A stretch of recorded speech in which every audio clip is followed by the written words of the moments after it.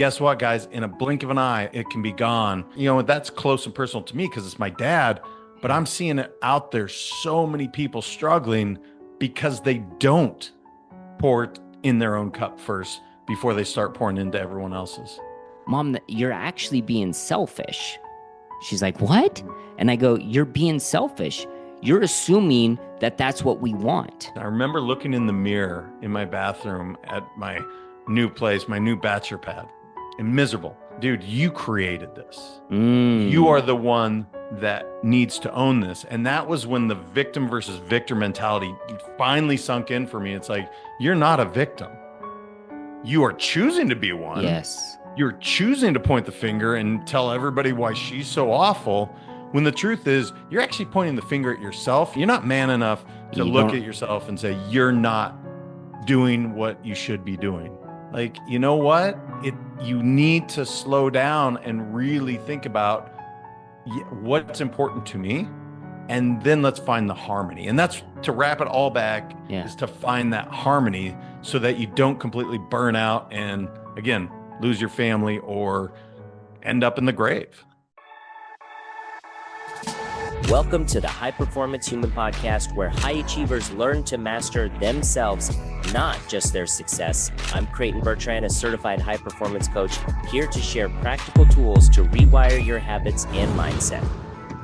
If you're ready to move beyond good enough and step into real transformation, you're in the right place.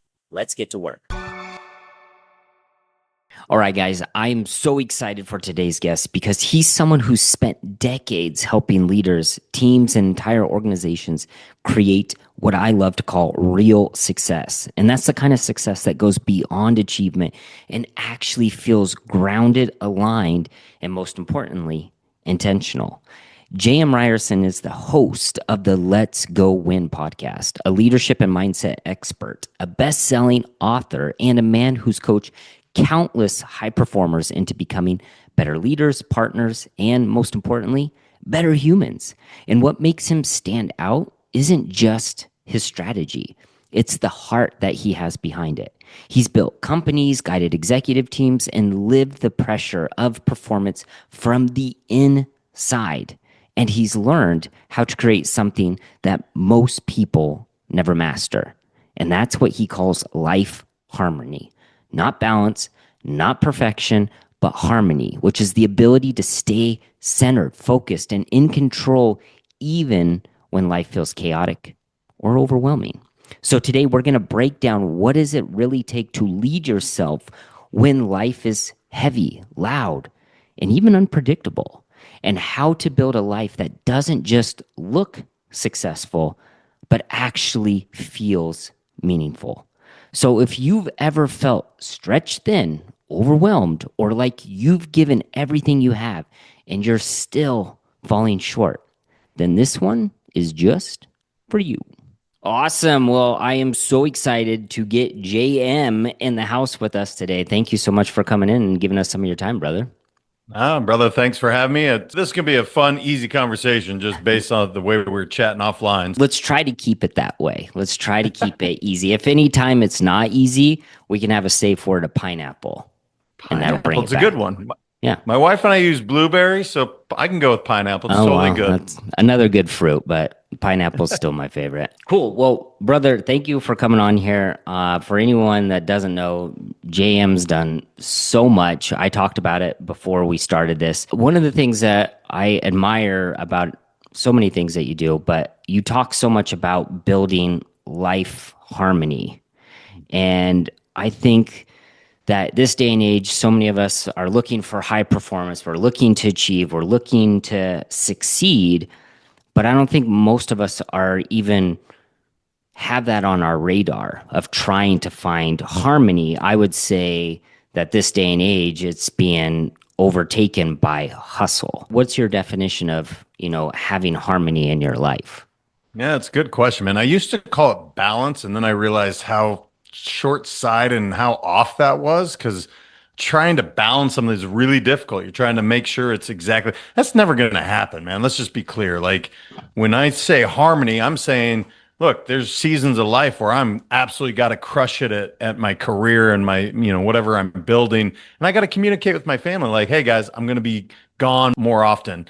And then there's times I'm going to be with my family and I'm going to have to communicate back to my company like, hey guys, I'm going to be gone. And so the whole idea is like finding that harmony. Big part of it comes with just setting proper communication and expectations. Now, the other thing that's fascinating to me, Creighton, I ask the same question to every, as you and I were saying, high performers, executives, athletes, the people I work with.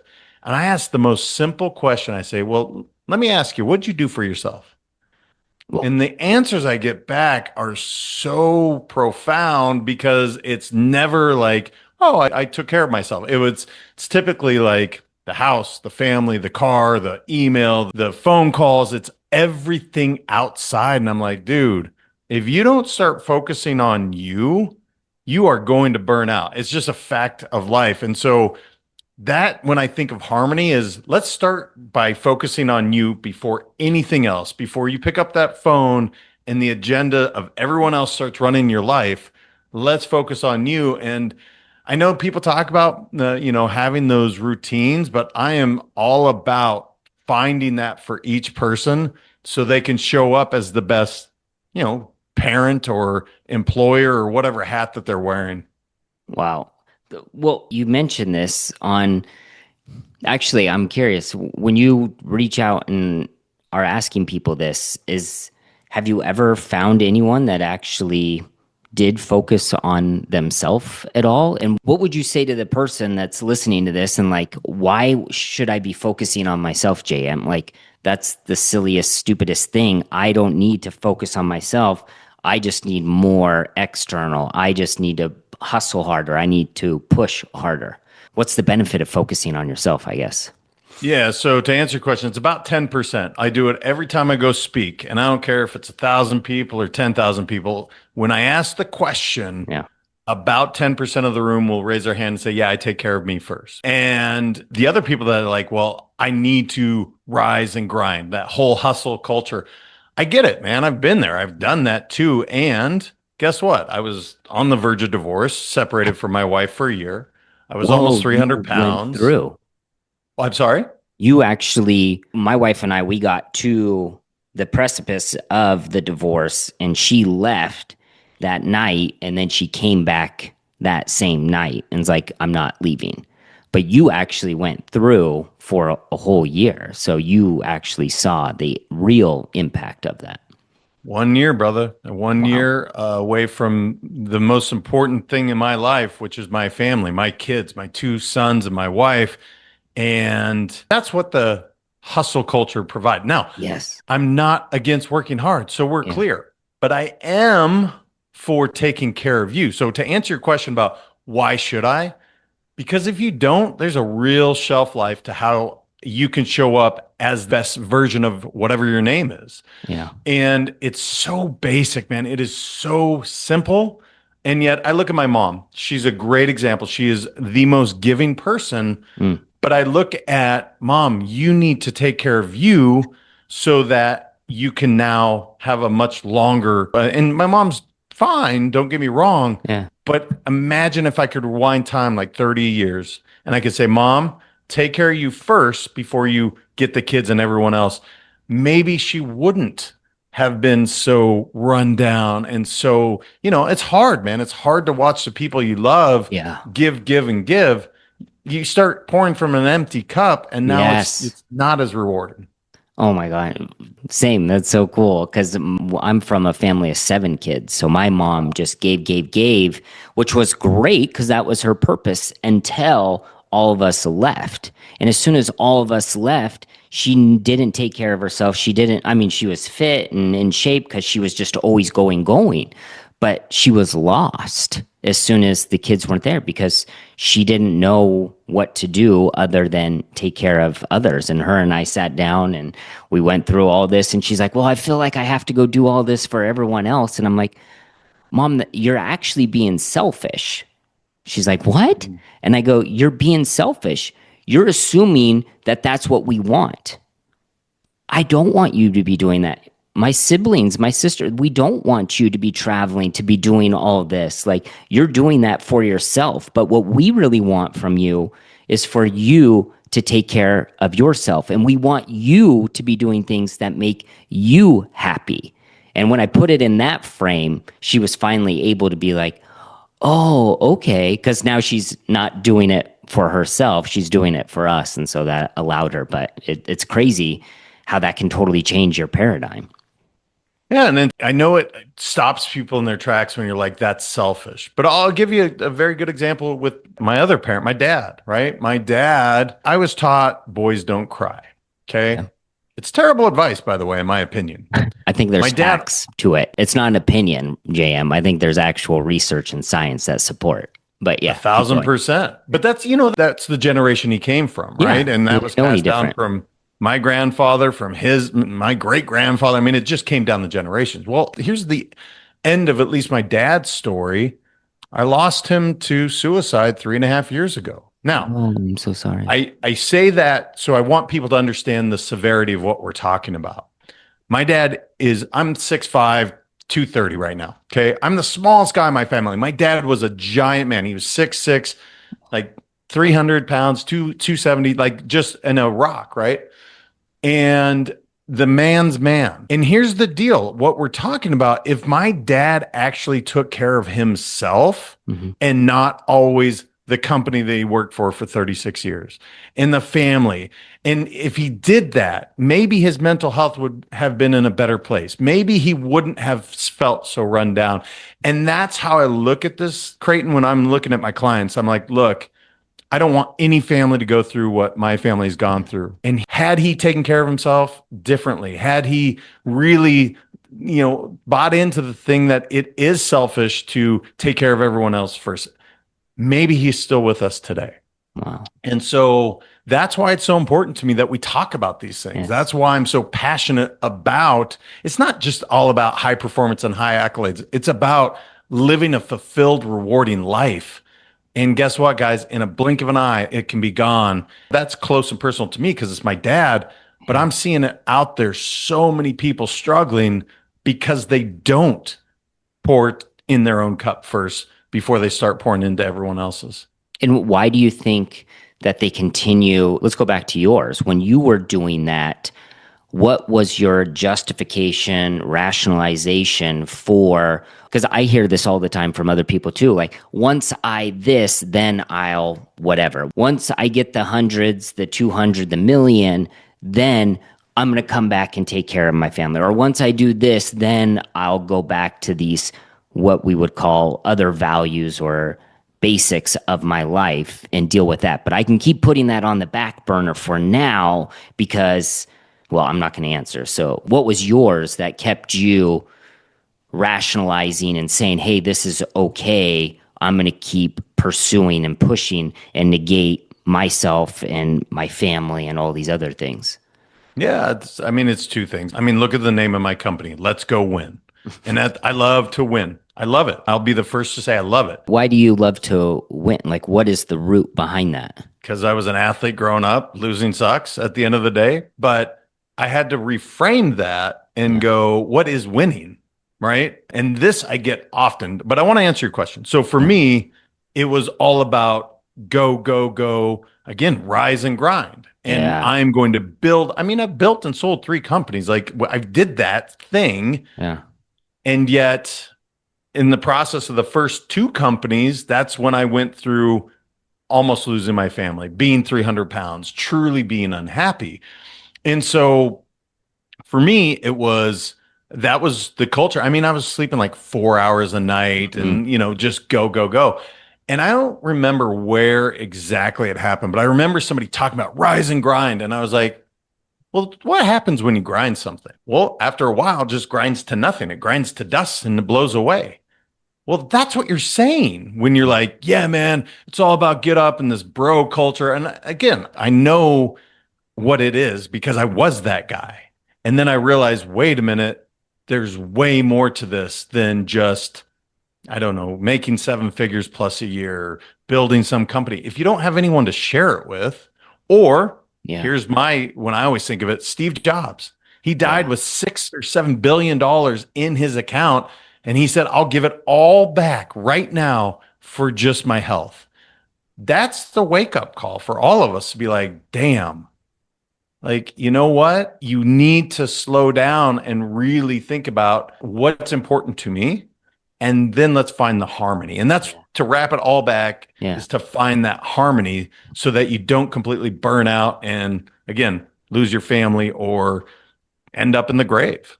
Yeah. And I think you said it so well that from my standpoint, if I go back to mine, like I lost eye on my prize. Because mine's very similar to yours. My whole life growing up is always family. All I wanted was family. Cool. Once I had that, I think this is where so many of us get it wrong, is that every single day that your wife is choosing to be with you, it's not a guarantee. But I think we get complacent and we think, oh, well, this is always going to be there.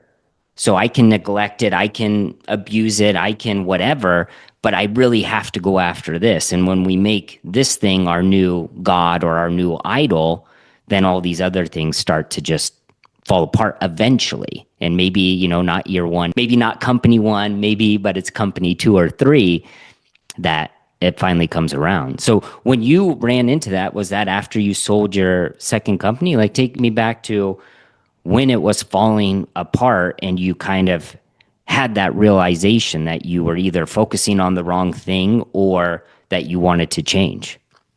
Middle of company 2. So I'd sold company 1 and my business partner, I started another thing. Yeah. And there were 6 total partners. And I'm going to share this all because it'll, I think, give a frame of reference. We didn't align. There was 3 of us that really were about building legacy and really growing. And then there was 3 that were very money driven. Okay. Now, I'm not saying that we were right and they were wrong, or that we were wrong and they were right. I don't care about that. We just weren't aligned. Okay, well, that started to create every single day, I hate going to work. Now, we are crushing it financially. Like, we are growing in spite of all this. And yet now I'm unfulfilled at work. And we spend over 33% of our lives at work. Yeah. Right. And so I'm unfulfilled there. Now I'm coming home with all that. And now I'm unfulfilled at home because maybe at the time, I was definitely drinking too much, right? We were, work hard, play hard. And I remember just going, what am I doing? And so to answer your question, yes, it was middle of company 2. And the moment that I stopped and I was like, wait a minute. Wait, were you with your wife at this time, or did you guys separate at that? When I'm having this realization, we are separated at this time. So even at the separation, that wasn't enough for you to... What was your justification, if you don't mind me going there? You pineapple or blueberry, whenever you want. But when your wife separated, can you talk about like what was going on? What caused the separation, if that's okay? Of course. I mean, you said you're an open book. She was in the wrong. Let me tell you all the ways she was wrong, which, by the way, I'm being very facetious. Yeah, same. She was not in the wrong, right? Yeah. We had to own it. Yes. But in the beginning, I wasn't there, man. I could tell you all the reasons that she was doing this wrong, this wrong, this wrong. And she could point it right back at me. He's doing this wrong, this wrong. But I remember, I don't know, it must have been about 5 months into the separation. I remember looking in the mirror in my bathroom at my new place, my new bachelor pad, and miserable. And I remember looking in the mirror and going, dude, you created this. You are the one that needs to own this. And that was when the victim versus victor mentality finally sunk in for me. It's like, you're not a victim. You are choosing to be one. Yes. You're choosing to point the finger and tell everybody why she's so awful, when the truth is you're actually pointing the finger at yourself. You're just not willing. You're not man enough to look at yourself and say, you're not doing what you should be doing. You're not showing up as a great partner, as a great husband, as a great dad.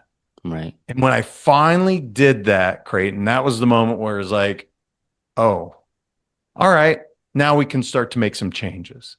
Okay. And the very first change I was, athlete in college. I loved working out, but I had lost that.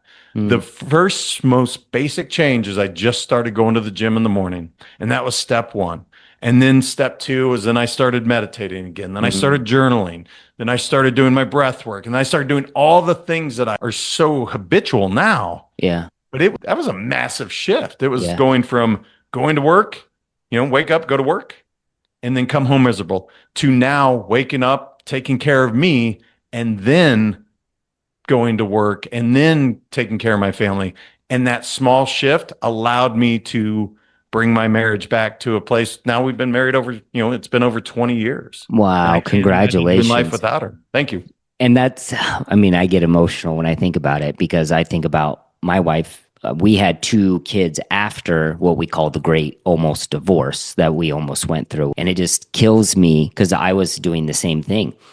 I was so hell-bent everything was her fault, because in my mind, my whole identity was I was very athletic, I was very driven, I was very intense, that anytime someone said something wasn't good, I made it better, because I had so much shame in not being perfect. So anytime something wasn't good, I was like, perfect, I'm going to make it better.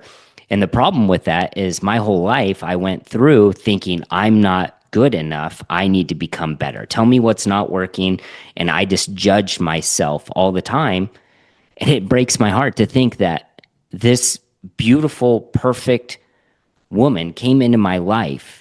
She didn't choose that, but she got the wrath of that, because if I wasn't good enough, you could be sure as hell there's nothing that she could ever do that was ever going to be good enough. And so the judgment and the things that I had towards her and blaming her and all that, the same thing that you're talking about, just destroyed everything in our lives. So kudos to you for you guys taking ownership. And ours was the same, was both of us taking ownership, but mainly me, of taking ownership and realizing my shortcomings and my failures is really what changed our whole relationship.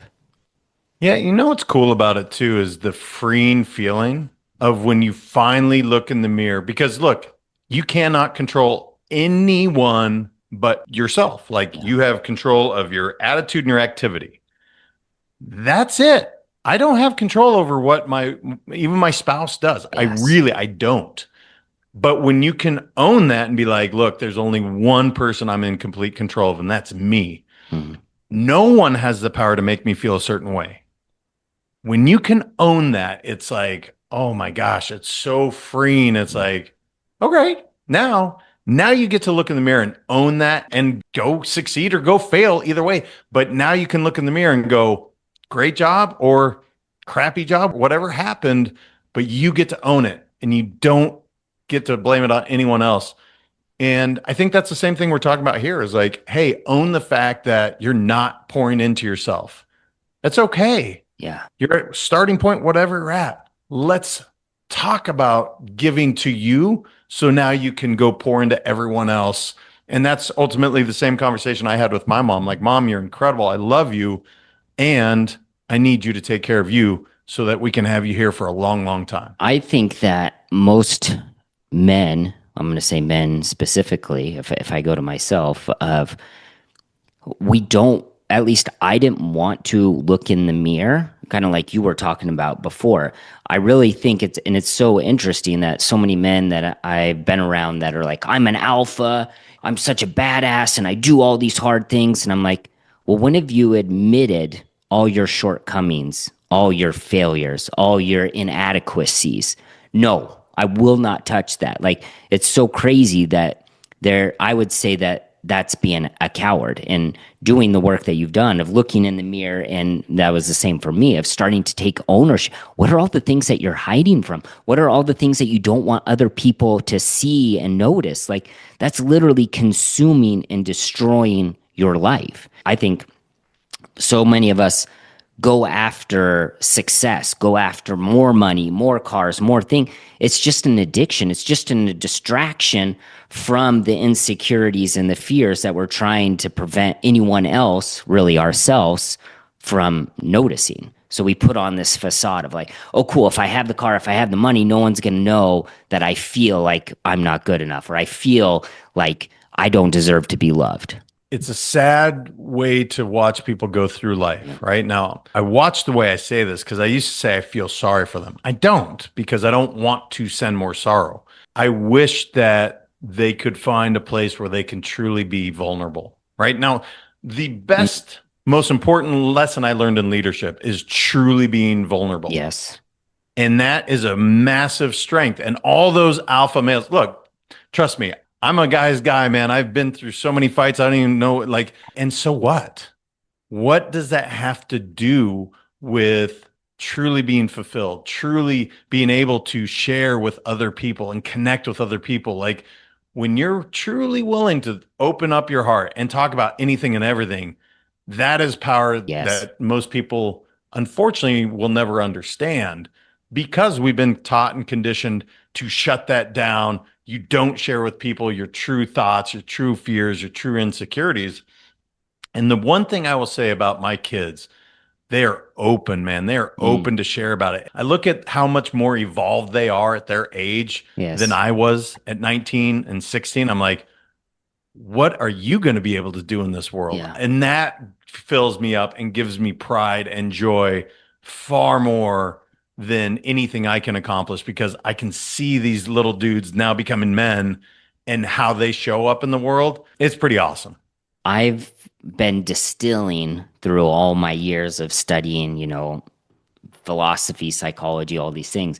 But I'm starting to come, I think, to the same thing that you're talking about. Like, I think the biggest gift that I can give my children is to not feel shame in what they're doing, to realize failures are just a part of life, and it's a necessity to become good at anything. You're going to have to fail, but not to hide your failures, your shortcomings, and I'm really religious, and I think that's literally what the Bible hits right from the get-go of the original sin. What happened? They tried to hide from God. God gave them an opportunity. Hey, repent. Adam, where are you at? What did you do? And neither one of them took ownership and confessed what it is that they did. So they were trying to hide it. And I think that's what so many of us do in our lives, of like, oh my gosh, I failed. I broke this thing. I didn't get the success that I wanted. And so we try to mask it, and it just consumes and destroys so much in our lives. Yeah, man. And it's fascinating. You're going down an interesting path for me anyway, because I'm also very spiritual. I don't know if I can say religious any longer. I will say spiritual. And my only thing in saying that is, and this is not a judgment or an indictment on any religion, but it's also the thing that drives me crazy about organized religion, is the judgment. Our religion is better than yours, and let me tell you how. And that is what absolutely drives me, because that's not what's taught in the Bible, right? And so that's what I find. And I have these open conversations because I was raised Catholic. I'm a confirmed Catholic. Yeah. And I never resonated really. Now, I wear a cross. I believe in God. I pray to God every day. I meditate and I'm talking to him. And yet this idea of judgment and shame, and if you don't do this, you're going to hell. I'm like, dude, these are man-made things that religion has brought. This is not the intent. And I know that's not where we're going with this, but no, I'm happy to go there, because I couldn't, but I think it also needs to be said, just because someone's doing this in the name of God doesn't mean that it's true. So I think, to me, it really comes down to, and I love Charlie Kirk was so good at this, of like, where are you getting your truth from? If your truth's coming from yourself, that's man-made. But if you can get your truth from the Bible, but then the problem is, do you actually believe the Bible? And so that's its own whole debate, and how much you want to go look into the historic evidence and all that, try to poke it. But that's really what it comes down to. At the precipice of the whole thing is, are you defining your own truth, or are you letting the Bible define truth for you? And if you're defining your own truth, the problem with that, and that's pretty much how I lived most of my life, is then you're kind of making yourself a god. I decide, I am, and this was so hard for me. We did not plan to go down this route, but I'm happy to talk about it. Being so cerebral, my whole life was all about intelligence and knowledge. I was an engineer. I got into real estate investing, like numbers, math, like that was my thing. I knew so much about anatomy, physiology, that I was like, I know everything. So whenever I started to hear about the Bible, and I was raised Catholic, and I don't know if I should say this, but I'm going to go on record and say it, that it's so crazy that most Catholics that I know don't know anything about the Bible. They know the main stories, but I never actually read the Bible front to back. So in my mind, I was like, I know the Bible's erroneous. There's so many things that don't make sense and all this. And that it wasn't until, I kept going through my whole life of trying to be my own God, trying to make my own decisions just to find out that they were always wrong and harmful to other people, that once I started to read the Bible, and I went into the Bible the same way as a big monologue, but when I did a year in engineering and chemistry, I went into chemistry because I didn't believe that molecules and atoms were real. I was like, okay, let me go into chemistry so that I can see what their theory is, because I'm so omnipotent and I know everything. I'm going to find out why they're wrong. And then when I went into it, I was like, oh, actually, this makes sense. So I did the same thing with the Bible. I was like, you know what? I've heard so much about this. I'm going to go through this whole thing and I'm going to start to show why it's all incorrect. And it was so easy at the beginning. But then as I read so much more of it, I'm like, oh, wait, this all threads and it all links. I use the same analogy of like, if someone tried to learn calculus on day one, it wouldn't make sense at all. And it's the same thing when someone goes into the Bible, they're just like, well, this doesn't make sense. It's like, dude, you don't even know how to add yet. Like, of course, this isn't going to make sense. You have to go through all these things. And then once you can see the whole thing, then it starts to make sense. At least that's been my walk so far. Yeah, look, and I think faith, the word in general, everything we're talking about today. Look, when you go to Tony Robbins, look, Yeah, if you I've been to- have faith that this is going to change your life and it's going, I promise you it can and will. Or if let me tell you all the reasons where he's wrong, you're going to be right there too. And I go back to Henry Ford, whether you think you can or can't, you're right. Right. That's exactly what we're talking about. Like when you have faith in whatever that you choose to have faith in, and you choose to, because look, blindly following, whether it's God, universe, energy, whatever, when you have faith, true faith, it's incredible what you can accomplish. I think that's where people, you're right, the cerebral thing. I was that way for many, many years. I didn't feel any of this stuff. It was all here, man. I was all up here. And I'll tell you what, this gets us in a lot of trouble, man. Our brains are wildly intelligent and they're wildly creative. They're also wildly destructive. Yeah, amen. And so the more you can feel in that heart, in that gut, and by the way, they're all interlinked, whether you believe in chakras going from your root to your crown, or if you believe in your brain, your heart, and your gut, they're all interlinked as well. Yeah. And that is when we start to make better decisions, when we truly are guided, not by just our brain, but when we truly are guided by our heart, by our gut, that's when great things start to happen. So